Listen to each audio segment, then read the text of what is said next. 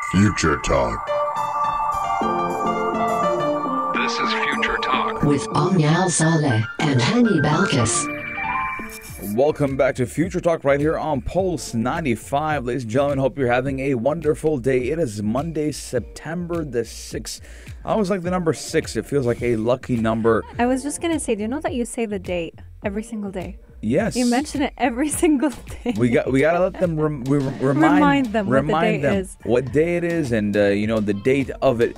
But today, ladies and gentlemen, we're talking about UAE's new data law. What is it? Well, we're going to be giving you guys all the information on that in just a bit. This is actually a huge announcement because it's coming as one of the UAE's projects of the 50. They've announced many new laws, many new forms of visas, and this is actually one of the laws that we on Future Talk are very excited to discuss and give you more details on. Coming up on today's show, we've got some interesting news about Apple because they have decided to back down? I feel like the kind of back down. Back down, I think. Because of their, said decision about 2 weeks ago. Yes. So 2 weeks ago, they actually decided that they were going to scan our iCloud for different photos that would signal anyone to worry about, child abuse. But now they're actually going to be delaying all those child safety updates, and we're going to tell you exactly why. Yes, and for our Tech This Out segment, we're talking about IBM now. You probably haven't heard the word or, name of the company IBM in a while, but they're teaming up with Mercedes to develop the stolen vehicle help for Mercedes Me service. Now, IBM, it is more like the godfather of technology and programming, and in general, IBM has been, that company. Yeah. But now they are coming up again and developing a stolen vehicle help for Mercedes-Benz. Yes, indeed. Coming up on today's show, we're going to be diving into the world of gadgets and discussing a gadget that I feel like is going to be coming in handy especially as children go back to school. We know that every 14 days they have to do a PCR. So now you may just be able to do that PCR at home. There's the first rapid at-home diagnostic test for COVID-19, but also many other viruses that is so small you can fit it into your pocket. How does it work and is it accurate? We're going to be giving you all those details in just a few moments. Yes, and we do know that the most amazing photographs come right out of the UAE, especially when we have the city life in combination with the natural wildlife of the UAE. And we're talking about how a UAE-based app is going to help these photographers capture value for their talents and for their photographs via NFTs. Yes, indeed. Lots and lots is in store right here on today's show, so keep Pulse 95 locked and we'll be right back. Daily digital news. Bits and bytes connect our world. Preparing for the future. This is the one thing, actually more than one thing, that the UAE is very famous for. They're always 10 steps ahead. And when it comes to protecting our data and making sure that we are surfing the web and investing in different companies while still keeping our information safe, you know that the UAE is going to be one of the firsts to do that. And they were actually able to do that through the new data law that they're actually announcing and launching as part of the UAE's projects of the 50. We do know that the UAE is going to be hitting the Jubilee year very soon, and we're very excited to tell you more about what this law is going to do for all of us residents right here in the UAE. Yes, now the UAE's new data law is just one of the several digital initiatives that are designed to prepare the country for the future. Now, it was introduced by the government just yesterday, along with a number of other plans, which does make some of the projects of the 50, which is the UAE's roadmap for the next half century.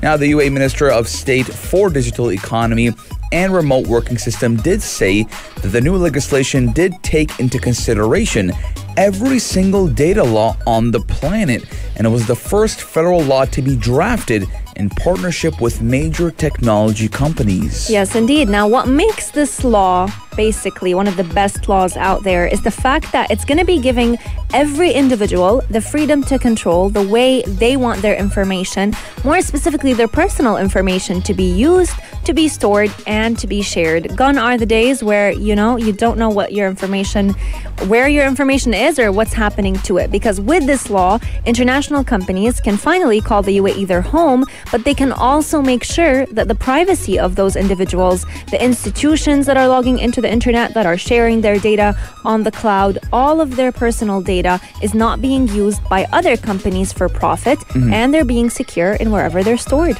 Yeah, I mean, data protection has become an issue of concern for many governments and human rights organizations, as digital technology has actually enabled companies to harvest and store extraordinary amounts of information about people. And that is one of the things Omni and I talk about a lot on the show: data protection, data privacy. And the UAE has put this into consideration with these new laws. Now, campaigners do fear vital items of information, such as customer details, transaction records, and even employee profiles that could be misused by third parties for fraudulent purposes.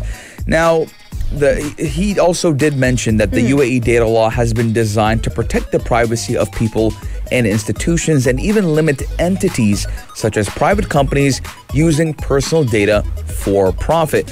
Now, Omni and I have made this a topic of discussion when we talked about data privacy. Yeah. About a year and a half ago, we even brought in a man that was talking about how your data is so valuable that you should have the right to sell it. Oh, yes. And he created an app for it as well. So this isn't new news, and the UAE is putting this into consideration and implementing a law. I don't believe many countries around the world or many governments around the world have implemented said law, not and going against companies and going for or being with the citizens and the civilians and the consumers. Absolutely. And we've seen actually data protection become an issue of concern, especially after the pandemic.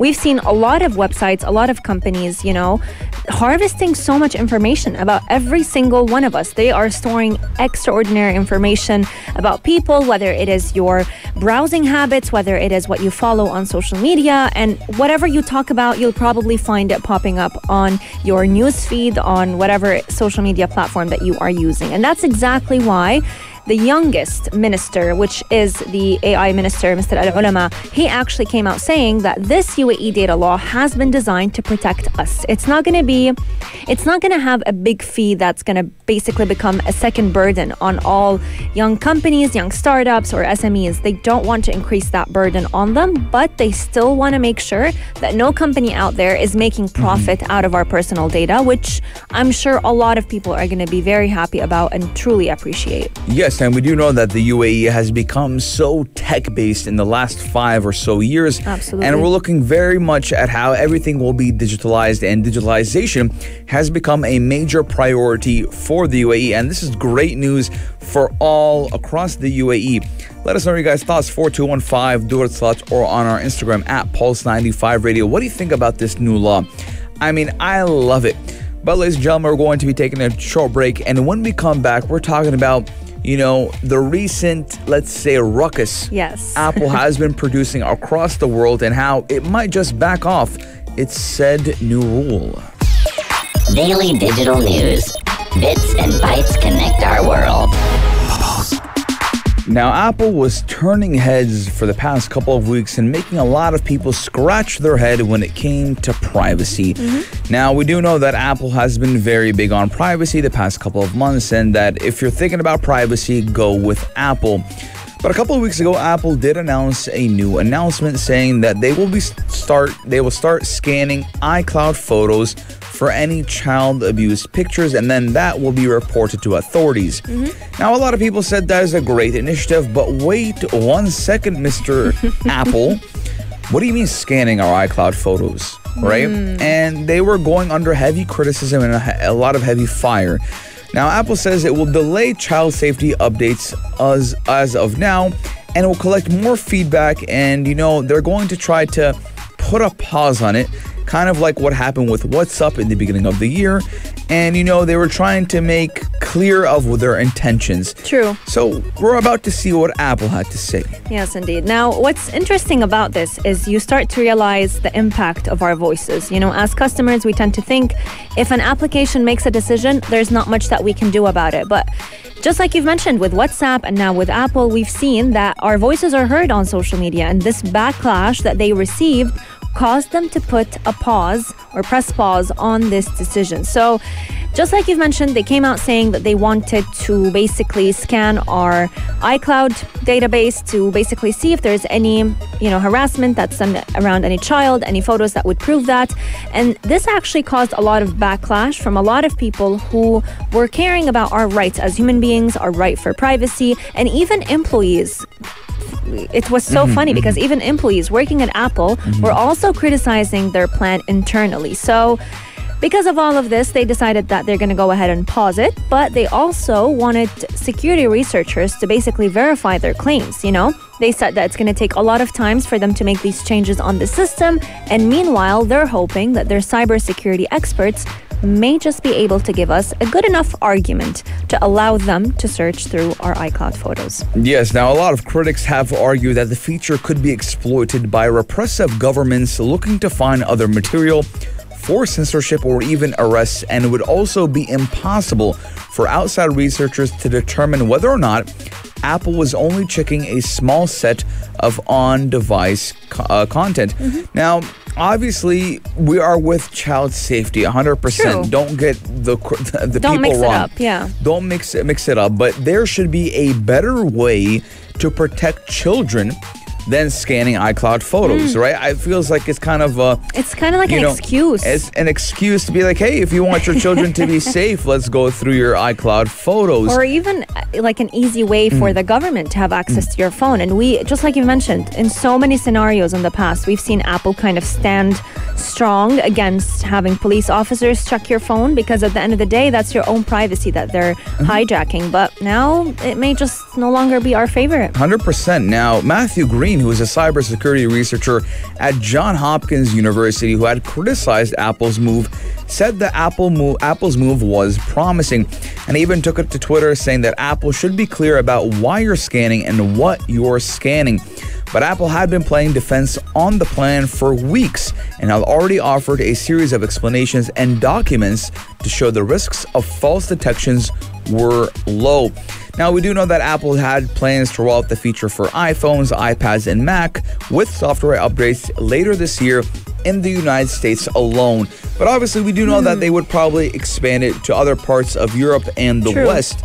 But the thing is, I kind of feel that there are better ways to, protect children. Absolutely. And I mean, that's like saying, Windows computers are starting to get scanned for these type of content. 100%. Which it's unethical. It is, and especially when you're going from scanning nothing, even as simple as an email attachment, Apple or your operating system would ask you for permission, and then going to immediately scanning everyone's private photo library on iCloud. That's a huge move that you just can't expect people to say yes to without a justifiable explanation. Like, there has to be enough proof, enough reasoning to why this needs to happen. We want to hear from all of you. 4215, do it salat, or slide into our DMs at Pulse 95 Radio. What do you think? Are you with Apple scanning our iCloud photos? Conspiracy theory.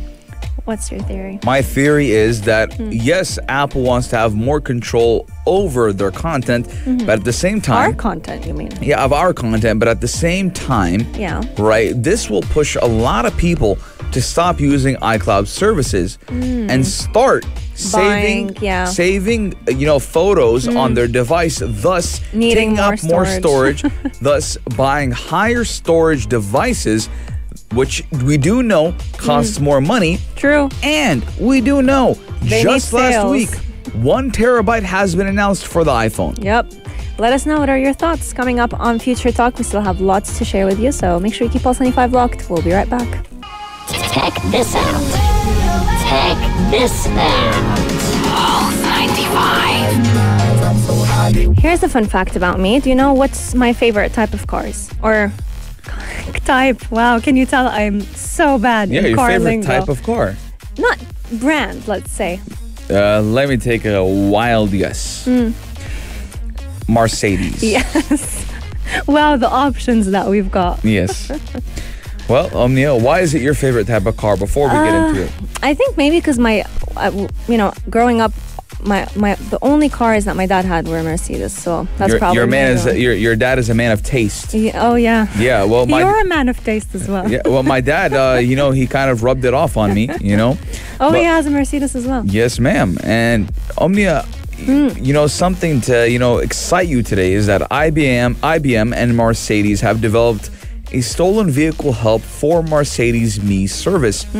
Now, this data, along with the vehicle position data, is then shared with law enforcement via a service partner which is authorized to communicate with worldwide police stations, which just again shows how Mercedes care about the consumer so much and giving them, because Mercedes is a premium luxury brand, and how, even if, God forbid, your car gets stolen, well, you're going to be in good hands because they're going to know where it's at. Absolutely. And we've always heard authorities right here in the UAE asking us to never leave our car on and unattended because, stolen cars are actually increasingly becoming an issue all around the world, but even right here in the UAE. And so I'm very happy to see that car manufacturers nowadays are trying to do, their part in helping protect our own vehicles. So this new Urban Guard, the Stolen Vehicle Help, is basically a service that they're launching through their Me application that Mercedes has always had. So they're going to allow you to find and recover any stolen vehicle. And this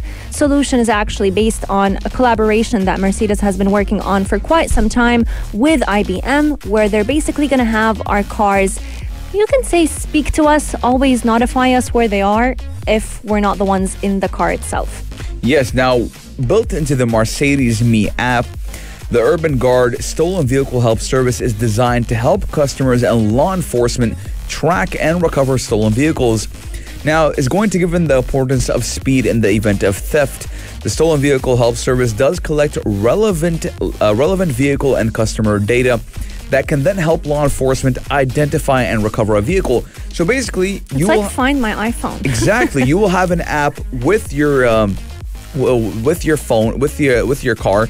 So you know how Tesla has its own app on your mobile device. Mercedes will have that as well, because we're looking at the new 2021 lineup for Mercedes. It's very technological and advanced, and my dad was talking to me about it a couple of weeks ago. Yeah. How everything in the new Mercedes is just screens. True. Right? And what I've seen is actually they have a Alexa-like. Yes, they do.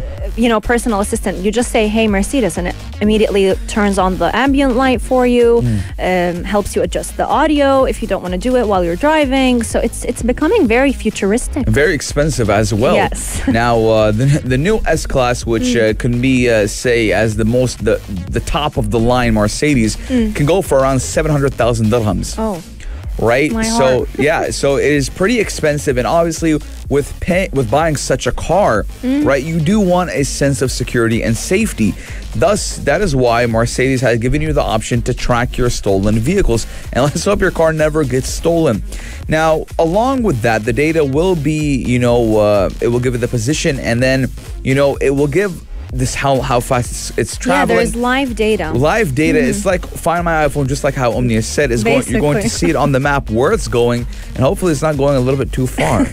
So it's very interesting because it's like Find My Car with Mercedes, and it's nice to know that whatever happens, your car is secure, and it's going to have to work in collaboration with law enforcement. At the end of the day, the car can't bring itself back, sadly.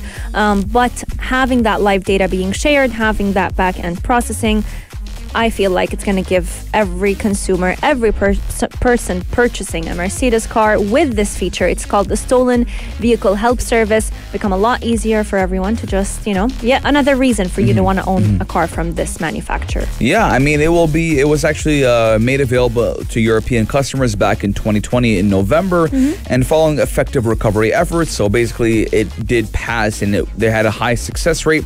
The service is now available to eligible customers in select countries in North America and the Asia Pacific. So hopefully soon we will be getting, this type of feature as well. And it is in cooperation or, in coordination with IBM. They did that collaboration. So soon enough, we might be seeing IBM, who is kind of like the godfather of technology. I was just going to say one of the biggest tech giants. The OGs of technology, incorporated with, the most premium luxury line car manufacturer. Yes, indeed. Coming up on today's show, a very exciting gadget, one that is going to be coming in handy as we kind of survive COVID-19 and live with this pandemic. Your very own handheld testing kit. How accurate is it? That's the question I have in mind. Keep Pulse 95 locked to find out more about it. Gadget of the day. New tech you might want to play with. Pulse 95. Yes.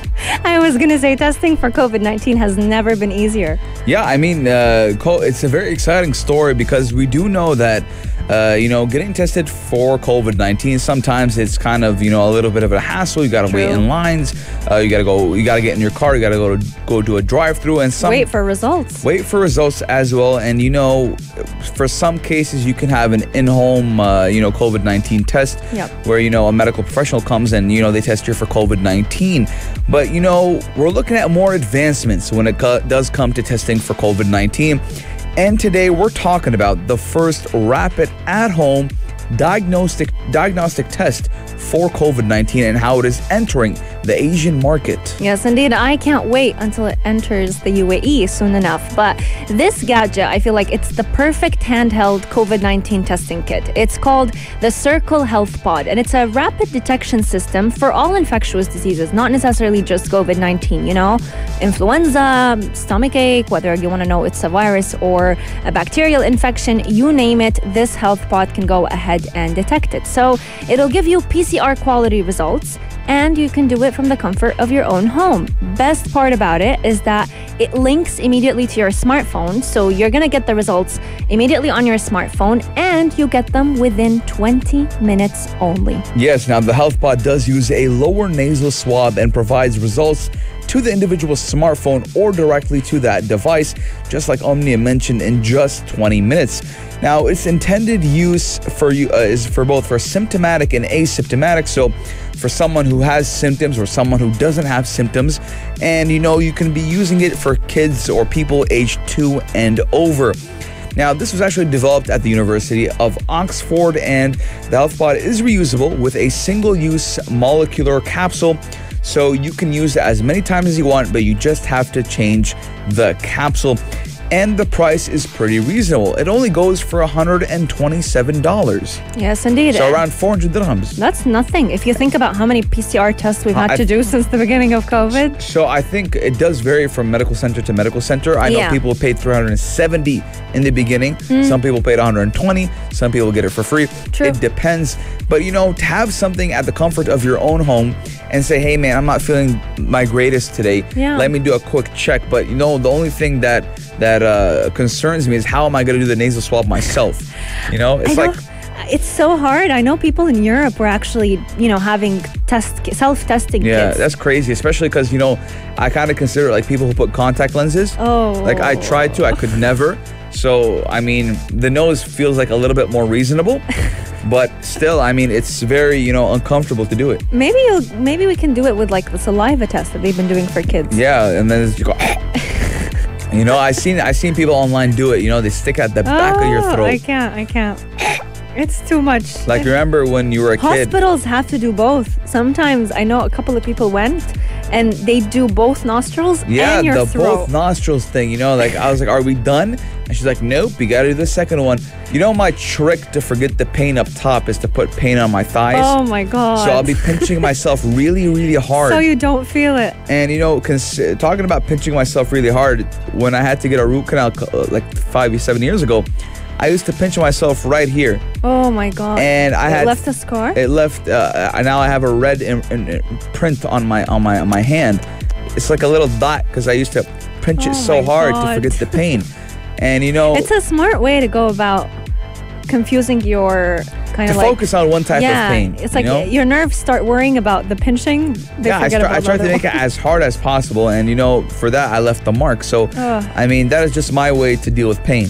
I'm interested to see how accurate this is going to be, because what the website says, it's going to be very accurate, like 99.9%. But at the same time, is it going to be accepted at airports? That's a very important question because we do know that yes, this you need to have it certified. Yeah, and this is a rapid test. So I've seen rapid tests done in a couple of countries around the world where like in 20 minutes you get your result, and airports usually don't accept these tests. So I don't know what makes, one company accept a test versus another, but yeah, let's hear from all of you. Would you like a device like this? Yeah. And plus, if we're talking about, using it right here in the UAE, we do know that we checking his al-Husn. Yeah, because you got paranoid for us. Now, I wanted to check how many days since the last time I did a PCR, which is 150 days ago. My last PCR. That's about time. About 150 divided by 30, that is about 5 months ago. Oh, wow. Right? Okay. So, the thing is why I brought up Al-Husn is because we do know that the Ministry of Health and Prevention needs to verify each test. Yep. And each medical center sends the information to Al-Husn. And that's good because you know that if someone is negative, they're really negative. Yeah, so maybe if we get some type of device like this, we'll, send the diagnostic report to Al-Husn to verify it. Yeah. Let us know what are your thoughts. 4215 Dort does a lot. We want to hear from all of you. Coming up on Future Talk, we've got a very interesting application for all those photographers out there. There is one app that is allowing you to get some value for your talent, but that money is coming through NFTs. Keep Pulse 95 locked to find out more about it. Pulse 95. Apps all around. What's worth a click and download? Now, we know that most of the beautiful pictures that come are right out of the UAE. I mean, we have the skylines of beautiful buildings across the UAE. We have the beautiful desert, the nature, the wildlife. Mountains, Khurfakan Mountains, Ras Al Khaimah, Jabal Hafid. And, there's a lot of, the best of both worlds when we come right here in the UAE. And a lot of photographers, when I was attending, Exposure International Photography Festival, a lot of them had beautiful photographs of the UAE. And right now, ladies and gentlemen, there's an app for the UAE that will help these photographers capture value for their talent via NFTs. Now, I feel like photographers don't get paid enough for the beauty that they produce. And just last week, Omnia, we talked about the little boy who made around $200,000 selling NFTs. About whales. So, we know what sound the whale makes. Oh my God. So, online transactions and e-commerce, telemedicine, and social networks, are the predominant way for people to interact. Now, we do know that there has been a massive shift about digital realms across the globe. And in today's day and age, e-commerce has been booming. So why not let these photographers make some coin, make some money by using NFTs? Yes, indeed. Back in the day, you had to wait for an exhibition, a physical, in-person exhibition to be able to showcase your work. But in today's day and age, virtual exhibitions are a big thing, and being paid in crypto tokens is another big thing. Now, the blockchain boom has definitely triggered this trend, which allowed a lot of people to be able to convert every asset, every picture that they produce into making money out of it through cryptocurrency. So following this establishment, one application right here in the UAE called Cheese was developed. It was developed by an entrepreneur right here in the UAE, and he wanted every photographer to be able to capture the maximum value for their clicks. A lot of people tend to think, what is a photographer doing? They're only capturing a photo, but being able to capture that moment is honestly priceless because it may never happen once again. It may never happen at that time, at that lighting, you name it. So you can actually go ahead and post those photos online on the application Cheese app and make commission out of it. Yes, now I love the name of the app, Cheese. It reminds me of Cheez-Its. Cheez-Its, yeah, I love Cheez-Its. I used to be addicted to those when I was a kid. But, cheese, right? When you take a picture, say cheese. Yes. For us, say Pulse 95. But, it's a very nice name, and it's a trendy name that, again, it is a very smart app name. I just love the name so much. And it's actually developed by an entrepreneur in the smart city, and it will allow professional photographers to capture the maximum value for their clicks. Now, we do know that minting non-fungible tokens by registering images on the blockchain is not just a way to reach more buyers, but also does protect the artists against counterfeits.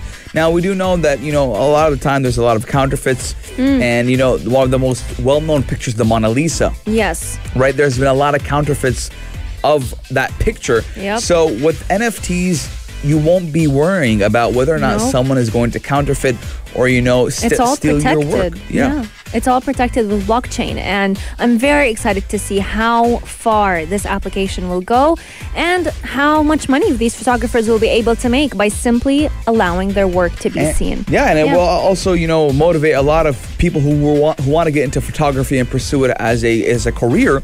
Say, hey, I can make money off of it. Absolutely. Let us know your guys' thoughts. 4215, do it select, or on our Instagram at Pulse95 Radio. Are you a photographer? Are you excited for this? I'm not a photographer, and I'm excited. Our text lines are open. We want to hear all of your thoughts. Future Talk is sadly coming to an end, but we can catch you, or you can catch us again tomorrow, same time, same place, from 2 to 3 p.m. Until then, we're going to be opening the airwaves for the only place to be at 3, the halftime show with the man himself, Omar Al-Douri. He has a packed show in store for all of you, one that you don't want to miss out on. We'll see you tomorrow. Have a great day, and keep Pulse 95 locked. If you liked this episode of Future Talk, drop a like and subscribe. Pulse 95. Be sure to follow us on Instagram for all our daily updates and top stories.